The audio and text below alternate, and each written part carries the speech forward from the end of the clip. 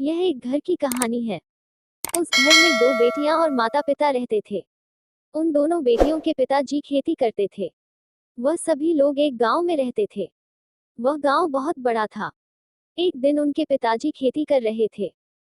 तभी वह दोनों बेटियां अपने पिताजी के पास आए और कहने लगी कि हमें शहर जाना है और वहीं पर पढ़ाई करनी है। गांव में अच्छे स्कूल भी नहीं है। उनके पिताजी उन्हें पढ़ाने के लिए बहुत कुछ कर रहे थे, लेकिन बाहर जाकर पढ़ने पर उनके पिताजी थोड़े नाराज हो रहे थे, क्योंकि वह नहीं चाहते थे कि उनकी बेटियां अकेले ही किसी शहर में रहे। वहां पर किसी को नहीं जानती, इससे उन्हें परेशानी हो सकती है। इसलिए उनके पिताजी ने उन्हें शहर जाने से मना कर दिया था। उसके बाद दोनों बेटियां घर आ गई और अपनी माता जी से बात करने लगी कि आप ही पिताजी को समझाइए, हमें बाहर जाकर पढ़ना है। यहाँ पर अच्छे स्कूल नहीं है जिससे कि हमारी पढ़ाई हो सके, और हमें आगे बढ़ने के लिए शहर ही जाना होगा। उनकी माता ने समझाया कि तुम वहां पर अकेले कैसे रहोगी, किसी को भी नहीं जानती हो। वहां पर रहकर पढ़ाई करने में परेशानी भी हो सकता है, इसलिए तुम्हारे पिताजी शहर जाने से मना कर रहे हैं। लेकिन दोनों बेटियां यह सोचने लगी कि अगर ऐसे ही मना करते रहे तो पढ़ाई अधूरी रह जाएगी और हम जीवन में कुछ भी नहीं कर पाएंगे। तभी उनके पिताजी शाम को घर आए और कहने लगे कि तुम्हें वहां पर जाने की जरूरत नहीं है। अगर तुम चाहो तो यहीं से पढ़ाई कर सकते हो। उसके बाद उनके पिताजी खाना खाने लगे। खाना खाते वक्त उनकी माता ने कहा कि एक बार सोचकर देखिए, यहाँ पर अच्छी पढ़ाई नहीं हो सकती है, शहर में जाकर पढ़ाई हो सकती है। तभी उनके पिताजी कहने लगे कि मैं शहर जाने पर पाबंदी नहीं लगा रहा हूँ, लेकिन वहां पर इनकी देखभाल कौन करेगा, इस बात की चिंता मुझे बहुत ज्यादा है। वहां पर अकेले रहने में भी बहुत सारी परेशानियां हो सकती है, तुम्हें भी इस बात को सोचना चाहिए। शाम को कोई भी बात नहीं हो पाई थी। उसके बाद सभी लोग सोने चले गए। जब सुबह हुई तो उनके पिताजी को लगा कि उनकी बेटियां सही कह रही है, लेकिन वह भी बहुत परेशान थे। उन्हें वह अकेले भेजना नहीं चाहते थे। उसके बाद पिताजी खेती पर चले गए। माता ने कहा कि आज तुम दोनों बहनें उनके लिए खाना लेकर जाना, मुझे लगता है कि वे तुम्हारी बात को समझ गए हैं, इसलिए तुम उनसे दोबारा इस बारे में बात करना। हो सकता है कि वे तुम्हें जाने की इजाजत दे दे। उसके बाद जब दोपहर हुई तो दोनों बहनें अपने पिताजी के लिए खाना लेकर खेत पर चली गई।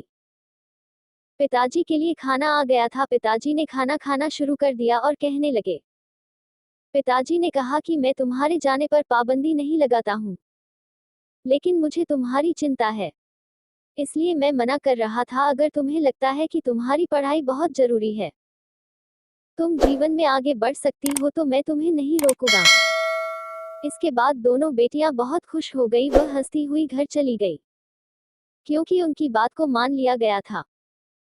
जब शाम को पिताजी घर आए तो उन्होंने कहा कि मैं दोनों बेटियों को भेजने के लिए तैयार हूं, लेकिन मुझे इसके लिए एक समस्या है जिसका निवारण होना बहुत ही जरूरी है। तभी माताजी ने कहा कि क्या परेशानी है।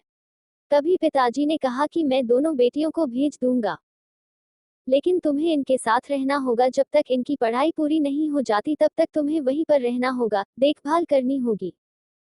तुम भी समझती हो कि वहां पर भेजना समस्या वाला काम है, और वह शहर है, गांव तो नहीं है, वहां किसी को भी कोई नहीं जानता। फिर कहा कि तुम्हें उनके साथ रहना होगा, वहीं पर रहकर इनकी देखभाल करनी होगी। जब तक इनकी पढ़ाई पूरी नहीं हो जाती तुम वहीं पर रहोगी। जब इनकी पढ़ाई पूरी हो जाएगी तब लेकर घर पर आ जाना, और जब तक समस्या है तब तक मैं यहाँ पर जो भी काम होगा अपने आप देख लूंगा, क्योंकि थोड़ी परेशानी तो हमें अपने बच्चों के लिए उठानी ही पड़ती है। इस तरह दोनों बेटियां और उनकी माता सभी लोग शहर में रहने चले गए, और उसके बाद उनके पिताजी गांव में ही रहे। कभी कभी उनके पिताजी उनसे मिलने जाया करते थे और उनका हाल चाल भी पूछा करते थे। हम जीवन में सभी लोग परेशानियों का सामना करते हैं, लेकिन कुछ परेशानी लेकर हम अगर किसी काम को सही कर सकते हैं तो हमें जीवन में वह कार्य जरूर करना चाहिए। यह कहानी हमें यही बताती है कि हमें अपने बच्चों के लिए बहुत कुछ करना चाहिए। अगर हम परेशानी में आकर उन्हें सब कुछ दे सकते हैं तो हमें थोड़ी परेशानी भी सहनी पड़ सकती है, जिससे कि उनके भविष्य को हम अच्छी तरह से बना सकते हैं।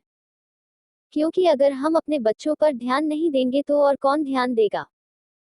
हमें उनकी ओर ध्यान देना चाहिए और उनकी जरूरतों को पूरा करना चाहिए, तभी हम अच्छे माता पिता कहलाते हैं। वीडियो कैसी लगी दोस्तों? अपनी राय कमेंट बॉक्स में जरूर शेयर करें।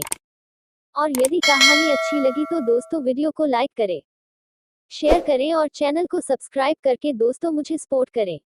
वीडियो पर समय देने के लिए धन्यवाद।